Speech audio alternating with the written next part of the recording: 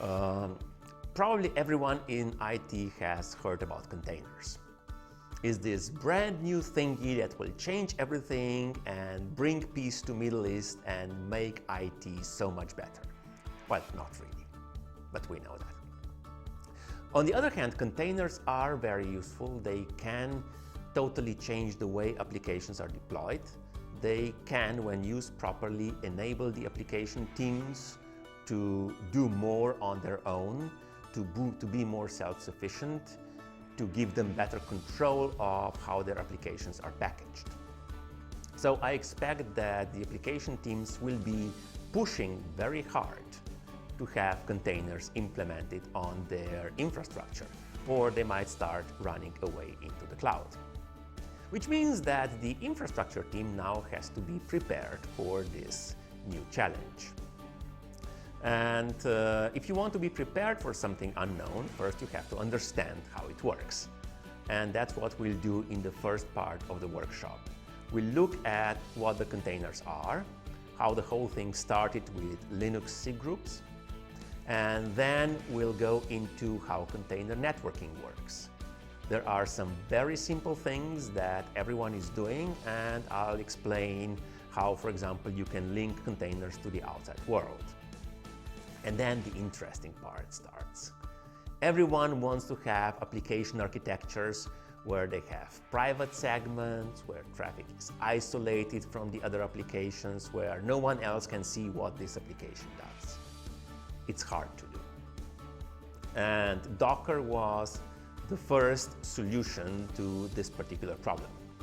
Docker is, on one hand, the company doing it, as well as open source solution that you can use, so you can go both ways.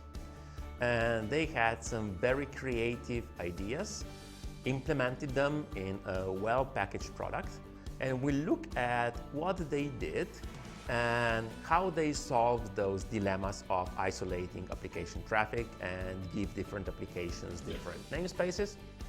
And they also solved a number of other things like load balancing or automated application deployment, so we'll go through all of that.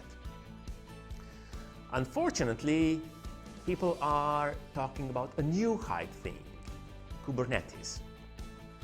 This is an alternative orchestration system that can be used to deploy containers in a larger environment, because honestly, Docker is great for smaller deployments. People in larger deployments usually want to go with Kubernetes. And Kubernetes, for example, are available as a service from Google, from Amazon, I think also from Azure. So all the big guys are betting on this alternative orchestration system. From the orchestration system perspective, it's easy and simple to understand, but it has to be supported by networking behind the scenes. And the interesting part of Kubernetes is that you can do networking in many ways.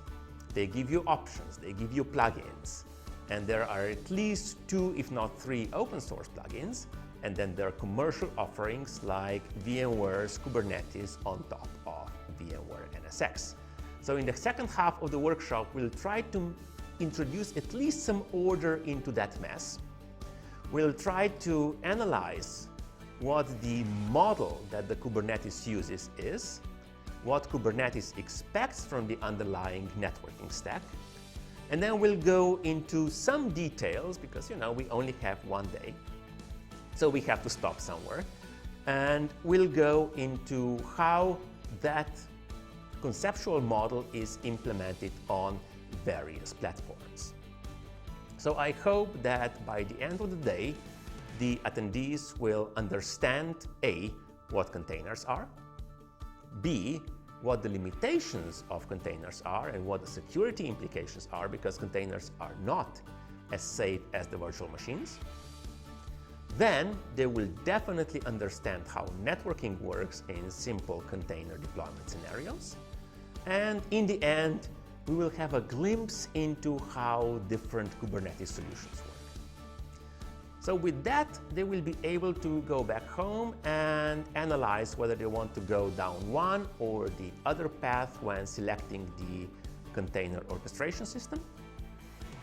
And if you go with Docker, you don't have many options. You usually go with whatever is built into Docker. But if you decide to go with Kubernetes, then they will be able to maybe evaluate whether to go with an open source option or whether to go with a commercial product like VMware NSX.